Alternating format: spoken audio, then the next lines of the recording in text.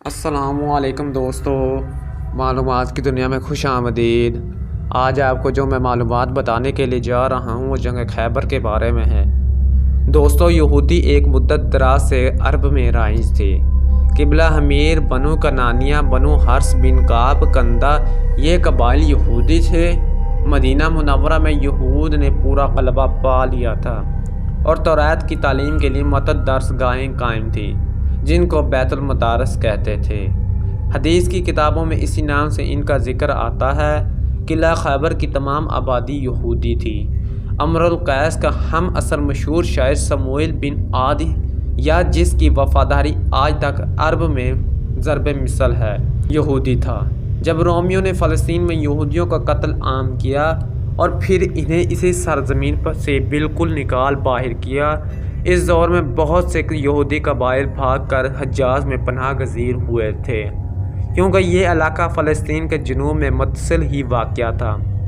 یہاں آ کر انہوں نے جہاں جہاں چشمے اور سرسبز مقامات دیکھے وہاں ٹھہر گئے اور پھر رفتہ رفتہ اپنے جوڑ توڑ اور سود خوری کے ذریعے سے ان پر قبضہ جما لیا۔ ایلیا، مکینیہ، تبوک، تمیہ، وادی القریب، فدیق اور خیبر پر ان کا تسلط اسی دور میں قائم ہوا۔ نبی کریم صلی اللہ علیہ وسلم نے مدینہ کے یہودی قبائل سے یہ معاہدہ کیا تھا کہ جنگ کی صورت میں فریقین ایک دوسرے کی مدد کریں گے۔ جنگ بدر کے موقع پر یہود نے اس معاہدے کی خلاف ورزی کی اور غیر جانبدار رہنے کا اعلان کر دیا، حالانکہ معاہدے کے تحت ان پر مسلمانوں کی مدد کرنا لازم ٹھہرتا تھا۔ جب مسلمان اکیلے ہی مشرکین مکہ پر فتح حاصل کر کے مدینہ واپس لوٹے تو یہودیوں کو اور ناگوار گزرا۔ حسد میں وہ مسلم دشمنی پر اتر آئے۔ مجبوراً مسلمانوں کو سب سے پہلے یہود کے قبلے بنو قزیان کو مدینے سے جلا وطن کرنا پڑا۔ اسی اجمال کی تفصیل یہ ہے کہ رمضان 2 ہجری میں حضور صلی اللہ علیہ وسلم جنگ بدر کے موقع سے مدینے واپس لوٹے۔ اس کے ایک مہینے بعد ہی 15 شوال 2 ہجری میں غزوہ بنی قزیان کا واقعہ درپیش ہوا۔ بدر کے بعد یہودیوں نے شر و عدوت کا مظاہرہ کیا۔ مدینہ کے اطراف میں یہودیوں کے 3 بڑے بڑے قبائل آباد تھے۔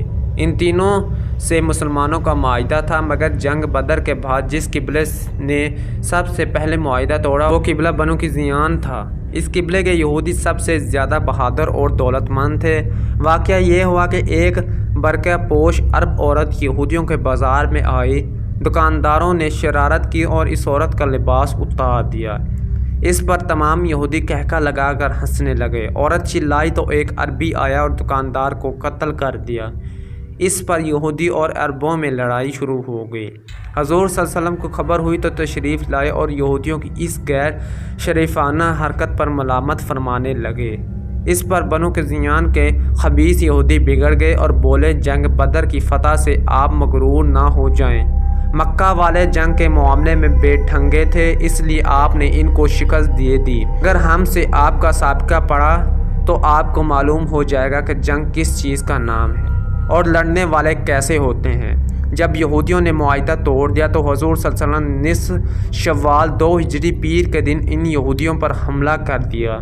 یہودی جنگ کی تاب نہ لا سکے اور اپنے قلعوں کا پھاٹک بند کر کے قلعہ بند ہو گئے، مگر 15 دن کے محاصرے کے بعد بالآخر یہودی مغلوب ہو گئے اور ذی القعدہ کے چاند کی رات کو یہودی ہتھیار ڈال دینے پر مجبور ہو گئے۔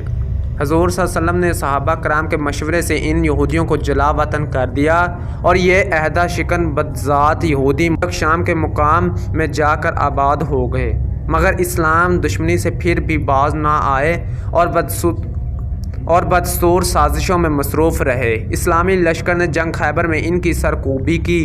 محرم 8 ہجری بمطابق مئی 628 عیسوی میں مسلمانوں اور یہودیوں کے درمیان یہ جنگ ہوئی جس میں مسلمان فتح یاب ہوئے۔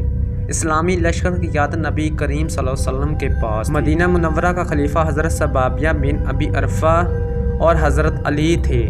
خیبر یہودیوں کا مرکز تھا جو مدینہ سے 150 کلومیٹر عرب کی شمال مغرب میں تھا۔ یہ علاقہ بالخصوص اس کے کئی قلعے یہودی فوجی کی طاقت کے مرکز تھے جو ہمیشہ مسلمانوں کے لیے خطرہ بنے رہے اور مسلمانوں کے خلاف کئی سازشوں میں شریک رہے۔ ان سازشوں میں غزوہ خندق اور غزوہ احد کے دوران یہودیوں کی کارروائیاں سر فہرست ہیں۔ اس کے علاوہ خیبر کے یہود نے قبلہ بنی نذیر کو بھی پناہ دی تھی جو مسلمانوں کے ساتھ سازش اور جنگ میں ملوث رہے تھے۔ خیبر کے یہود کے تعلقات بنو قریظہ کے ساتھ بھی تھے، جنہوں نے غزوہ خندق میں مسلمانوں سے عہد شکنی کرتے ہوئے انہیں سخت مشکل سے دوچار کر دیا تھا۔ خیبر والوں نے فدیق کے یہودیوں کے علاوہ نجد کے قبلے کے ساتھ بھی مسلمانوں کے خلاف معاہدے کیے تھے۔ ان کا قضیہ چکانا ضروری تھا، چنانچہ حضرت محمد صلی اللہ علیہ وسلم 1600 صحابہ کرام کی فوج کے ساتھ، جن میں سے 100 سے کچھ زائد گھوڑ سوار تھے، خیبر کی طرف جنگ کی نیت سے روانہ ہوئے اور 5 چھوٹے قلعے فتح کر لیے۔ اس میں 50 مجاہدین زخمی اور 1 صحابہ شہید ہوئے۔ اس کے بعد قلعہ خیبر کا محاصرہ کر لیا، جو دشمن کا سب سے بڑا اور اہم قلعہ تھا۔ یہ قلعہ ایک نسبتاً اونچی پہاڑی پر بنا ہوا تھا اور اس کا دفاع بہت مضبوط تھا۔ یہودیوں نے عورتوں اور بچے ایک قلعے میں اور سامان خورنوش دیگر ساز و سامان ایک قلعے میں رکھ دیا، اور ہر قلعے پر تیر انداز تعینات کر دیے، جو قلعے میں داخل ہونے کی کوشش پر تیروں کی بارش کر دیتے تھے۔ یہودی رات کی تاریکی میں ایک سے دوسرے قلعے تک اپنا مال و اسباب اور لوگوں کو منتقل کرتے رہے۔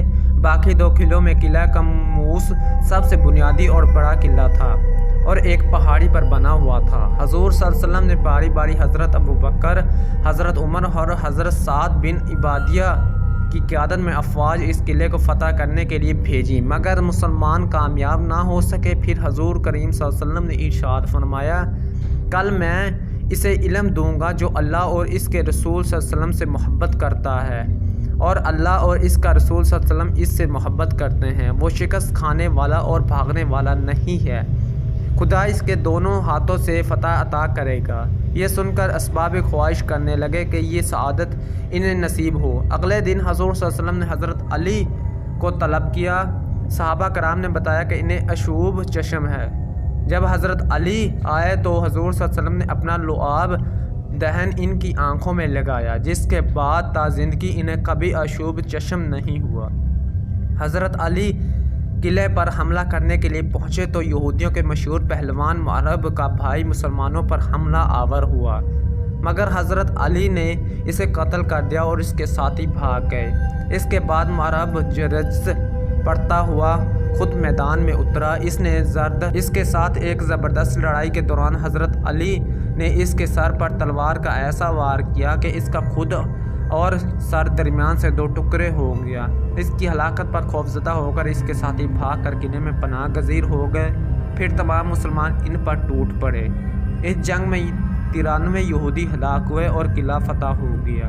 مسلمانوں کو شاندار فتح ہوئی۔ حضور صلی اللہ علیہ وسلم نے یہودیوں کو ان کی خواہش پر پہلے کی طرح خیبر میں رہنے کی اجازت دی اور ان کے ساتھ معاہدہ کیا کہ وہ اپنی آمدنی کا نصف بطور جزیہ مسلمانوں کو دیں گے اور مسلمان جب مناسب سمجھیں گے انہیں خیبر سے نکال دیں گے۔